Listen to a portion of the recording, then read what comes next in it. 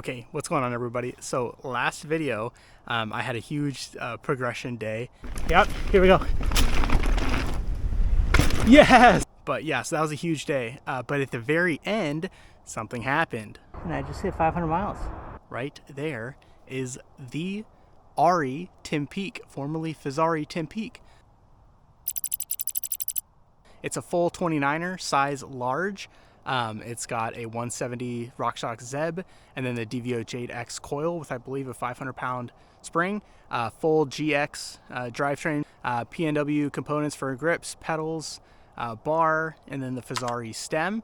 I believe I'm running dual assegai. Oh, and then a P&W 200mm dropper post on it. The first thing I don't like about it, and this is kind of a small thing, but it is so annoying. This flap right here is not good. It just like doesn't ever stay in, and that has me completely worried because that's the charging point. So I don't know if water's getting in there and like messing anything up.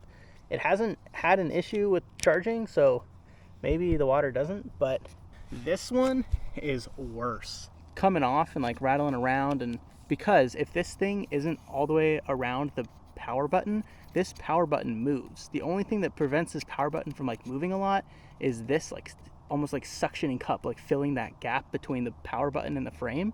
So if this, when it came off, this thing just rattled around and made a bunch of noise, which is pretty annoying. Okay, the next thing that gave me trouble is when I first got the bike, you got to build it up, and you can kind of see where the frame is like the normal color, and then right in between the rotor, you'll see that color completely popped off. So when I was building the bike, this is on me, less on Fezzari, but the back wheel actually has this like plastic tube thing that prevents the rotor from hitting this area when the axle's tightened.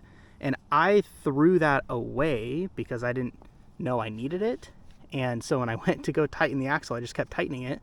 And then when I spun this, it just totally tore up the paint. I contacted Fezzari because I was like, I don't know what's going on. And Fezzari actually sent me a little tube of paint that I could paint over, which is super cool of their customer service, which I'll get into later. But this is where the bottle cage is supposed to go, and it is super small. Whenever the shock is like mounted to the down tube right here, it feels like it just limits the bottle cage space significantly. Okay, also 500 miles later, this thing is coming off. So this is all just like from riding, chain slap, things like that. Granted, I ride a lot and ride like chunkier stuff, but yeah, this is like slowly peeling off, so I'm not sure if I can use like some glue to just put it on there. Continuing the theme with the drivetrain, so again, all SRAM GX, and the biggest complaint I have about the drivetrain is there's so much clicking when I pedal uphill. Oh, I love that creaking when I pedal. Yeah, you can really tell the creak pops off when I'm like putting a lot of force on the pedals. Behind the scenes microphone Corbin coming in to talk about this. So that clicking and creaking and overall ratchet noise, that's not Ari's fault. Turns out 500 miles on an e-bike is a lot for a drivetrain, and I've never given the Timp Peak the proper love it deserves, as in I've never actually taken it to a mechanic to diagnose some of these issues. And well, I did just that right after filming this. Turns out the shop told me a few things. 1, the derailleur hanger was bent. 2, the derailleur itself was bent. 3, the bearings and the pedals were totally busted. See how much they move? It's kind of hard to hear, but they move. And then the chain should have been replaced a minute ago, and my cassette is pretty much on its last leg. Thankfully, Jenson USA has got the hookup. They're my go-to place whenever I need new parts, whether that's pedals or all of the drivetrain units my Timp Peak actually needed. And this is your public service reminder to take care of your bikes. Use the link in the description below next time you need to purchase some new parts. It really does help out the channel. And also my brake pads need replacing, so this will be the 3rd set in 500 miles. If that's not an indicator of how much improvement I need at not riding my brakes, then I don't know what is. Alright, back to the Timp Peak. The TP. Okay, another thing that's happened is this fork, the RockShox Zeb, is actually the second fork that has been on this bike. The first one, the first RockShox Zeb that it came with, actually I had a warranty because of a atrocious noise that happened the whole time. my first time out here. I contacted Fezzari and I let them know, like, hey, there's this just really annoying noise every time the fork compresses. And so they asked me if I could like do some swaps around my bike to see, you know, is it a frame issue or is it a fork issue? So I actually swapped this one for the Fox 36 180 that's on my enduro bike, and I put it on this and I just kind of rolled around my like parking lot area, and there was no noise. So all that told us is that it was actually the RockShox Zeb Ultimate. That was the issue. So Fezzari's customer support was able to start the warranty claim for this RockShox Zeb. They sent it back. I paid to ship it to RockShox, and then they found that there was an issue with the crown steerer unit, and so they basically gave me a new one. The benefit of all that happening is I ended up cutting the stem a little bit shorter, and that actually significantly improved how the Timp Peak felt while riding. Now let's get into some of the Shimano. So this does run a Shimano EP8 motor, which has the walk setting, the off setting, the eco mode, trail mode, boost mode. Boost mode is worthless. Don't ever use boost mode. It sucks the battery so fast for like no additional benefit, and that's on all the stock settings. Trail mode works insanely well. I mainly hang out in the trail and eco mode, which do really well. If you want to see like a full trail range test video, I have that also on my channel. Maybe I put it like right up there or something. And then you have range. So range shows like how much miles you have remaining, like at the pace you're going. And instead of like miles left, I would rather have like an actual battery percentage. Like here it says like 89% or 73%. These brakes. I'm actually not a huge fan of TRP DHR Evos. Also, look at this. Maybe this is just because maybe I do need to bleed them now, but like, so this takes like no effort to get to here, but then when I'm here, it feels like the brake engages, and then look at how much like extra I can go. So it ends up hitting my finger. Last thing I'll say that's a negative is this is a size large. Now I'm 5'10", which puts me right in the middle of a medium and a larges for pretty much all companies, and Ari recommended I go with a size large, and I trusted them. The negative thing I've experienced is it's really hard for me to pedal while the seat post is all the way up. The seat gets in my way during a lot of technical climbing. However, it is really comfortable when I'm sitting and pedaling. The other negative about the size large is it's a lot of bike to move around in really tight, slow speed tech.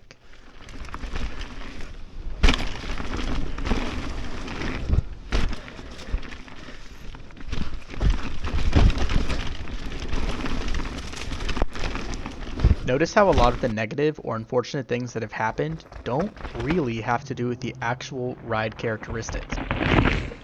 And that's because Ari hit an absolute home run with this bike in every way that matters.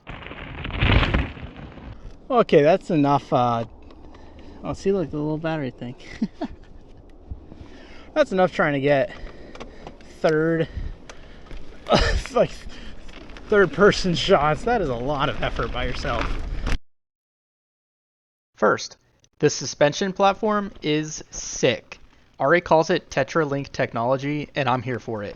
I don't know all the sciencey stuff of how it works, but I can tell you this bike is so incredibly planted and supple and poppy and all the amazing buzzwords you've ever heard. It just feels very active and has an almost bottomless feel to it. I felt my fork bottom out, but I can't recall a time where I felt a harsh, impact from the coil due to how the TetraLink works. It also feels good to push into corners and pop out of them. It seriously is a contradiction of feeling very planted, yet being easy to pop when I want to. It just feels good to ride. Second positive, it is affordable. For a full power, full carbon enduro e-bike starting at $599 is amazing. I'd be hard pressed to find a better deal on these builds. Shout out to that direct to consumer model. And I should mention affordable in terms of e-bike pricing. In general, bikes are just expensive, but on to the next thing. Third, it is confidence inspiring to the maximum. I've tried some big moves on this thing because I trust it could handle it. I legit would look at something and be like, yeah, I could do that, because I know the TP has got my back.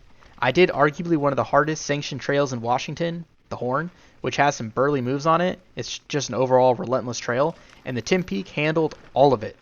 More technically speaking, the confidence really shines in the steep stuff. Because of how the geometry is, I don't ever feel like I'm at risk of going over the bars or my back end coming up when looking down a pretty big chute. That also might be because of the fourth positive. 4. Upsizing. I love how stable this bike is. Like, riding at speed is a lot easier and less daunting on this bike than any others in my quiver. Even though I have some negatives with the size large, Ari was right to recommend it because the positives far outweigh the negatives. The faster I go, the more stable this bike feels. 5. The chain has never come off. I know there's a chain guide, but I have a chain guide on my Enduro bike and it still struggles with dropped chains. 6. It's a full powered e-bike. It's plenty powerful in trail mode to get up some very steep inclines, and I appreciate the 630 watt hour battery and how far it can take me. Again, there's a link to the most fun range test in the description below. 7.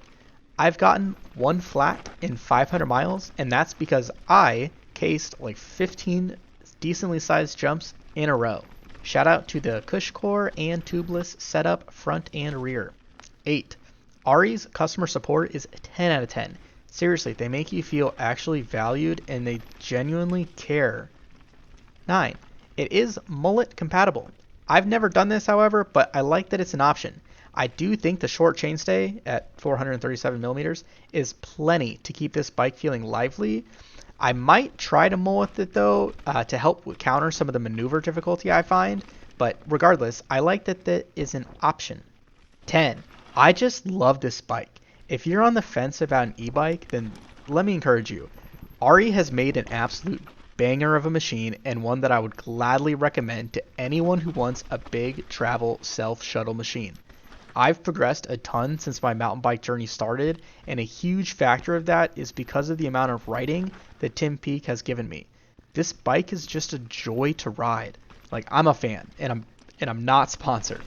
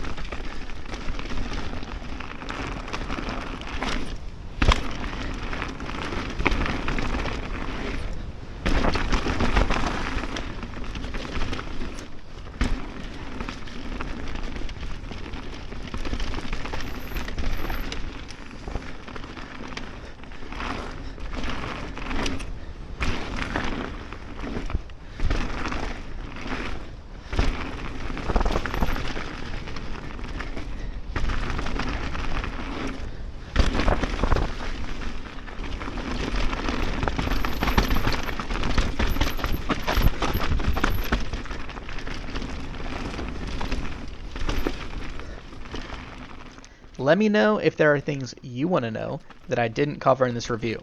I'm happy to have a dialogue in the comment section.